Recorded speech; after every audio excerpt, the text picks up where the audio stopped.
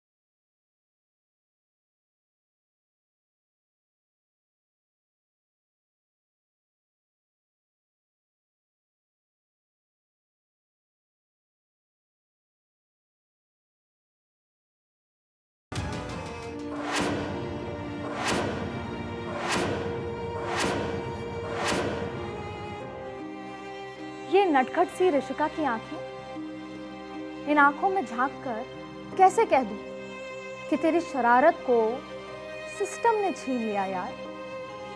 कैसे कह दूं हितांश के मासूम मुस्कान से कि तू बस अब यादों में सिमट कर रह गया। और छोटे से शिवम के घर वालों से आखिर कैसे नजरें मिला लूं? कैसे मान लूं कि अदनान के चंचल चेहरे पर अब मौत का पहरा है? तो क्या चुप रह जाऊं? ऋषिका, हितांश, शिवम और उसैद की बोलती आंखों में देखकर भी मैं चुप रह जाऊं? पर कैसे?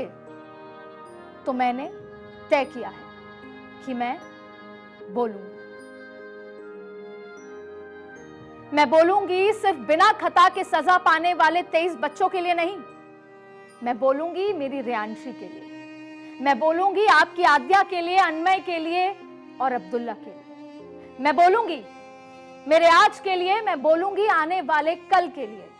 मैं बोलूंगी आज देश के हर बच्चे की मां बनकर। और पूछूंगी चीख कर उस सिस्टम से जिस पर जिम्मेदारी है निगरानी की। आज मैं वो हर दरवाजा खटखटाऊंगी जो खतावार है आज के, जिन पर जिम्मेदारी है कल की। अरे मौत चुपके से आई, छिंदवाड़ा से लेकर बैतूल, सीकर और भरतपुर तक 23 जिंदगियां लील कर गई। और इस बार इस मौत का एक नहीं 2 नाम थे। मध्य प्रदेश में कोल्ड्रिप और राजस्थान में केसेंस फार्मा का एक सिरप, जिसे सरकारी अस्पतालों से बच्चों को दिया गया। खांसी जुकाम ठीक करने की एक मामूली सी दवा, डॉक्टर की ओर से प्रिस्क्राइब की गई दवा, जिसे डॉक्टर के भरोसे वाली कलम ने लिखा, फार्मासिस्ट ने बेचा और सेहतमंद होने की उम्मीद में घर वालों ने अपने नौनिहालों को पिला दिया। लेकिन दवा में जहर है, ये कैसे पता चला? ये कौन बताता? वो दवा प्रिस्क्राइब करने वाला डॉक्टर, दवा बेचने वाला फार्मासिस्ट, या दवा बनाने वाली फार्मा कंपनी? वो क्या जाने, उन्हें क्या पता किसने दवा बनाई? वो क्या जाने कि ये दवा में कितनी मात्रा में पैरासिटामोल है और कितनी मात्रा में डाइथिलीन ग्लाइकॉल है। और तो और वो ये भी नहीं जानते कि डाइथिलीन ग्लाइकॉल कितना खतरनाक है। उनके लिए तो ये एक खांसी ठीक करने की दवा थी जो उनके नौनिहालों को निगल कर ले गई। वो किसे कोसे? उस सिस्टम को या उस चेहरे को जिन्हें चुनकर उन्होंने सिस्टम सही तरीके से चलाने की जिम्मेदारी सौंपी थी? वो भला क्या पहचाने फार्मा कंपनी के उस मालिक को जिसकी कंपनी ने ये जहरीली दवा बनाई? वो क्या जाने? वो तो बस ये जानते हैं कि दवा की जिस बूंद से वो लाडलों का दर्द दूर करना चाहते थे, उसके कतरे कतरे में मौत का सामान था, जिसे बाजार में खुलेआम बेचा गया और सारा सिस्टम देखता रह गया। और जब तक मौत का आंकड़ा बड़ा नहीं हो गया, तब तक तो वही सिस्टम ये कहकर पर्दादारी करता रहा कि दवा में मौत का सामान नहीं है, कर दिया,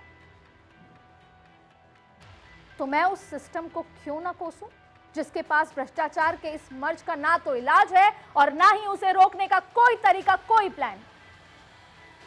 तो ये तो तय है कि आज हमारा सिस्टम पूरी तरीके से ध्वस्त है। वो सिस्टम आईसीयू में है और मरीजों को मरने के लिए छोड़ दिया गया। हाँ, मौत के आंकड़े जब बड़े हो जाते हैं तो ताबड़तोड़ एक्शन का सिलसिला शुरू हो जाता है। इस बार भी हुआ, यही हो रहा है। मध्य प्रदेश, राजस्थान, महाराष्ट्र, उत्तर प्रदेश, पंजाब, केरल में धड़ाधड़ कोल्ड ड्रिप जो सिरप है बनाकर जो बैन किए गए हैं, जहां जहां बनाई जाती हैं उन सबको बैन कर दिया गया और कई सारी एफआईआर भी हो गई। एक डॉक्टर गिरफ्तार किया जा चुका है। कई दिनों बाद अब श्रीसन फार्मास्यूटिकल्स के जो मालिक है रंगनाथन गोविंदन, उनको चेन्नई से मध्य प्रदेश पुलिस ने गिरफ्तार कर लिया। चंद और गिरफ्तारियां हो जाएंगी। मध्य प्रदेश में एसआईटी गठित हो गई, ड्रग कंट्रोलर को हटा दिया गया, 2 और डिप्टी ड्रग कंट्रोलर और जो इंस्पेक्टर हैं वो निलंबित कर दिए गए और पेरेंट्स के लिए एडवाइजरी जारी कर दी गई है। किसी ने 2 साल, किसी ने 4 साल, किसी ने 5 साल तक के बच्चों को खांसी की दवा ना देने की सलाह दी है। पर सवाल यह है कि क्या इतना काफी है? क्या कोई लिखकर दे सकता है कि अब दोबारा ऐसा नहीं होगा? क्या कोई गारंटी दे सकता है कि दोबारा कोई माँ, कोई परिवार अपने बच्चे को एक कफ सिरप के लिए नहीं खोएगी? क्योंकि ये पहली बार नहीं है जब भारत में बने कफ सिरप को लेकर सवाल उठ रहे हैं। 2022 में गांबिया में मेड इन फार्मास्यूटिकल्स के कफ सिरप में डीईजी और ईजी यानी ग्लाइकॉल की वजह से 70 बच्चों की मौत का दावा किया गया था। बहुत बदनामी हुई थी तब भी। पर आज हम 2025 में हैं। 2023 में भी उज्बेकिस्तान भारतीय कंपनी मेरियन बायोटेक की जो दवा थी उसको लेकर सवाल उठाए गए थे। 2023 में ही कैमरून में भारत में बने कफ सिरप पर सवाल उठे थे, उठते आए हैं। और अब श्रीसन फार्मास्यूटिकल्स कांजीपुरम में बनी कोल्ड ड्रिप कफ सिरप में डाइएथिलीन ग्लाइकॉल नाम के हानिकारक तत्व की मिलावट पाई गई। ये कितना खतरनाक है वो आप इस बात से समझ लीजिए कि इसका इस्तेमाल आमतौर पर फैक्ट्रियों और मशीनों में किया जाता है। ये पेंट को गाढ़ा करने के लिए इसको इस्तेमाल किया जाता है। पेंट हुआ, गाड़ियों के ब्रेक फ्लूइड में, फ्रीजर के लिक्विड में और दूसरी केमिकल चीज़ों में इसको काम में लिया जाता है। और कफ सिरप में उसको थोड़ा गाढ़ा करने और मीठा बनाने के लिए यूज़ किया गया था। थोड़ा, इसकी मात्रा मामूली होती है, विदेशों में तो उतना भी अलाउड नहीं। लेकिन इसके बावजूद श्रीसन फार्मास्यूटिकल्स ने कोल्ड ड्रिप कफ सिरप में इसका इस्तेमाल किया और वो भी इस हद तक कि ये कफ सिरप जहर बन गया। इस तरह राजस्थान में जो कफ सिरप मौत की वजह बन गया, उसे बनाने वाली कंपनी है केसन फार्मा। केसन फार्मा जयपुर बेस्ड कंपनी है जिसके मालिक का नाम है वीरेंद्र कुमार गुप्ता। और बड़ी बात यह है कि केसन फार्मा पर पहले से ही नियमों के उल्लंघन के आरोप हैं, लगते आए हैं। 2023 में केसन फार्मा कंपनी एक प्रोडक्ट में मेंथॉल के कम इस्तेमाल की दोषी पाई गई थी। वहीं 2025 में भी केसन फार्मा पर ड्रग सेफ्टी कानूनों के उल्लंघन का वो दोषी पाया गया था। इसके साथ साथ केसन फार्मा क्वालिटी चेक के 40 पैमानों पर खरी नहीं उतरी, ये भी पाया गया। लेकिन गंभीर आरोप के बाद भी वही केसन फार्मा राजस्थान में मौत बांटती फिरी, वो भी सरकारी अस्पतालों में। लेकिन इसके बावजूद अभी तक ना तो केसन फार्मा और ना ही मेसर्स श्रीसन फार्मास्यूटिकल कंपनी के मालिक से कोई सवाल जवाब हुआ है और ना ही कंपनी के किसी दूसरे जिम्मेदार अधिकारी से। आप ये समझने की भूल कतई मत कर लीजिएगा कि इन कंपनियों से पूछताछ करने पर मिलावट की बीमारी खत्म हो जाएगी। पर मैं तो ये पूछने में बिल्कुल भी पीछे नहीं हटूंगी कि आखिर इन कंपनियों की दवाएं क्वालिटी चेक के हर पैमाने पर खरी हैं, उसे जांचने वाली एजेंसियां क्या कर रही हैं। हमारे देश में central drug standard control organisation, जिसे CDSCO नाम की एक संस्था के नाम से जाना जाता है, जो स्वास्थ्य एवं परिवार कल्याण मंत्रालय के तहत आता है। ये संगठन ही दवाइयों के निर्माण, बिक्री, आयात और वितरण के लिए मानक तय करता है और उन्हें मंजूरी भी देता है। और इस संस्थान को लीड करते हैं drug controller general of India, जिनकी महत्वपूर्ण जिम्मेदारी है पब्लिक हेल्थ की सेफगार्डिंग। ये संस्थान ही तय करती है कि भारत में बिकने वाली दवाइयां और मेडिकल प्रोडक्ट्स सही हैं, सुरक्षित हैं। वो मापदंडों से जब निकलेंगे तभी वो मार्केट में आती हैं, ऐसी उम्मीद होती है। और बावजूद इसके देश में जहरीला कफ सिरप बिक रहे हैं। तो आखिर CDSCO और drug controller general of India की कुंभकर्ण की नींद कब टूटेगी? मैं पूछना चाहती हूं drug controller general of India से कि क्या दवाइयों में शुरुआती सर्टिफिकेट देना भर ही आपकी जिम्मेदारी है, या फिर बाजार में बिकने वाली किसी कंपनी की दवाइयां तय मानकों का उल्लंघन करें तो उसे रोकने की भी जिम्मेदारी आप निभाएंगे? ये सवाल मैं इसलिए पूछ रही हूं क्योंकि केंद्र सरकार ने 18 दिसंबर 2023 को एक स्पष्ट आदेश जारी किए थे। वो आदेश ये कहता है कि 4 साल से छोटे बच्चों को क्लोरफेनिरामाइन, मैलिएट और फिनाइलफ्राइन HCl ये जिस दवाई में होगा, युक्त होगा कफ सिरप में, वो नहीं दिए जाएंगे। आदेश में यह भी अनिवार्य किया गया था कि ऐसी दवाओं पर आप लेबल लगाएंगे और चेतावनी लिखी जाएगी, लेकिन इस आदेश की पालना नहीं हुई। ना तो दवा कंपनी ने लेबल बदले और ना ही राज्य सरकारों ने इसे लागू कराने या जागरूकता फैलाने के लिए कोई कदम उठाया हो जो ठोस तरीके से आगे बढ़ा हो, जिससे अवेयरनेस हुई हो।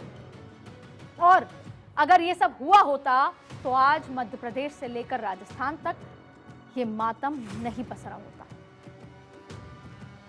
कफ सिरप से मासूमों की मौत किसी त्रासदी से कम नहीं है। ये स्वास्थ्य संकट भर नहीं है। ये वारदात बताती है कि हमारा सिस्टम ICU में पड़ा है। एक के बाद एक 23 बच्चों की जान चली गई तो सब अब जगने का नाटक कर रहे हैं। धड़ाधड़ ऐसे कफ सिरप बैन किए जा रहे हैं। श्रीसन फार्मास्यूटिकल की फैक्ट्री की जांच की गई तो पता चलता है कि कोल्ड्रिप सिरप में 350 से ज्यादा गंभीर उल्लंघन किए गए हैं। इसमें 39 क्रिटिकल और 325 मेजर खामियां पाई गई हैं। और आपको बता दूं, सिरप में 48.6% यानी 48% से ज्यादा, 48% से ज्यादा डाई इथिलीन ग्लाइकॉल है, DEG। होना कितना चाहिए? 0.1%। आप सोच के देखिए कि जहर किस कदर उस दवाई में मिलाया गया। तमिलनाडु सरकार की जांच कमेटी में तो यह भी पता चला कि श्रीसन फार्मास्यूटिकल्स कंपनी में दवा बनाने के लिए योग्य और ट्रेड कर्मचारी तक नहीं है। फैक्ट्री बेहद गंदी थी, वहां साफ सफाई और वेंटिलेशन का भी इंतजाम नहीं था। कई मशीनें टूटी हुई थी, कईयों पे जंग लगी हुई थी और दवा बनाने में घटिया और गैर फार्मा क्वालिटी के केमिकल्स का इस्तेमाल हो रहा है। और हैरत की बात तो ये है कि ये सब एक दिन में तो हो नहीं रहा था, ये तो लंबे समय से चली आ रही वारदात हुई। कोल्ड्रिप बनाने वाली चेन्नई स्थित कंपनी श्रीसन फार्मास्यूटिकल्स कथित तौर पर 1990 में एक निजी फर्म के रूप में शुरू हुई थी। इंडिया मार्ट पर Sresan pharmaceutical maker Ranganathan Govindarajan खुद को cough syrup, protein powder, pharmaceutical syrup और हर्बल चाइल्ड ग्रोथ सिरप का कारोबारी बताते हैं। मीडिया रिपोर्ट्स के मुताबिक कंपनी के रजिस्ट्रेशन को लेकर भी गड़बड़ियां हैं और दावा यह है कि श्रीसन फार्मास्यूटिकल्स की स्थापना 1990 में हुई थी, लेकिन बाद में कथित तौर पर रजिस्टर से उसका नाम हटा दिया गया। और ऐसा कब होता है? आमतौर पर ऐसा तब होता है जब कंपनियां नियमित रूप से कंप्लायंस डॉक्यूमेंट दाखिल नहीं करती हैं। और तो और दावा तो यह भी किया जा रहा है कि private limited company, India mart पर लिस्टेड कंपनी और प्रोडक्ट पैकेजिंग पर जो छपे हुए एड्रेस हैं, पते हैं, दोनों अलग अलग हैं, लेकिन ये भी चेन्नई के एक ही इलाके में स्थित है। जरा सोचिए कि ये दो कंपनियां इतने नियमों की धज्जियां उड़ा रही थी, लेकिन उनसे सवाल करने की जहमत अभी तक किसी ने नहीं उठाई। और हालात तो इतने गंभीर हैं कि मध्य प्रदेश में रिलाइफ, और रेसिपी फ्रेश टीआर नाम के 2 और कफ सिरप बैन करने पड़े, और इसी तरह के बैन दूसरे राज्यों में भी हो रहे हैं। पर मैं ये समझ नहीं पा रही कि हमारे सिस्टम को क्या हर बार मौत का इंतजार रहता है? क्या कोई मरेगा तभी ये सिस्टम जागेगा? क्या जब लाशों का ढेर लगेगा तभी ये सिस्टम काम करेगा? क्या जब तक मातम आम लोगों के घरों में है तब तक इस सिस्टम को कोई फर्क नहीं पड़ता? क्या जब चित्कार हमारे घरों से निकलकर किसी नेता, किसी अधिकारी या किसी बड़े कारोबारी के घर तक पहुंचेगी तब वक्त रहते एक्शन लेने की शुरुआत होगी? और अगर सिस्टम को इसी का इंतजार है तो यकीन मानिए वो दिन भी दूर नहीं। चंद सिक्कों की खनक, बैगनी, हरे, गुलाबी नोटों की चमक में अगर इस सिस्टम की आंखें चुंदिया गई है ना तो वो भी खुलेंगी।